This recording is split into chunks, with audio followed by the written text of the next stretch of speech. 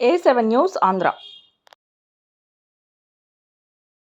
ఏలూరు జిల్లా ముస్నూరు మండలం చింతలపల్లి గ్రామంలో ఒరిగిన విద్యుత్ స్తంభం డ్రైనేజీ సమస్యలను పరిష్కరించండయ్యా అని CSI school parents committee chairman పిల్లి నాగేంద్రబాబు, ఆల్ ఇండియా దళిత రైట్స్ ఫోరం నూజివీడు నియోజకవర్గ అధ్యక్షులు పత్తిపాటి వరకిషోర్కి మంగళవారం వినతిపత్రం అందజేశారు. ఈ సందర్భంగా వరకిషోర్ చింతలపూడి సిఎస్ఐ చర్చి వద్ద ఒరిగిన విద్యుత్ స్తంభం ఎలాంటి ప్రమాదం జరగకముందే తొలగించేలా చర్యలు తీసుకోవాలని ట్రాన్స్కో ఇన్ఛార్జి ఏఈ వీరబాబుకు చెప్పగా 2 రోజుల్లో ఒరిగిన విద్యుత్ స్తంభం తొలగిస్తామని ఏఈ చెప్పినట్లు చెప్పారు. చాలా కాలంగా నెలకొన్న డ్రైనేజీ సమస్యపై స్థానిక సర్పంచ్ పిల్లి సత్యనారాయణతో వరకిషోర్ మాట్లాడగా వారం రోజుల్లో డ్రైనేజీ సమస్యను పరిష్కారం చేస్తామని చెప్పినట్లు విలేకరులకు తెలిపారు. పైన పేర్కొన్న సమస్యలు పరిష్కరించిన యెడల జిల్లా కలెక్టర్ వారికి సమస్యలను తీసుకువెళ్తామని ఆల్ ఇండియా దళిత రైట్స్ ఫోరం నూజివీడు నియోజకవర్గ అధ్యక్షులు పత్తిపాటి వరకిషోర్ హెచ్చరించారు.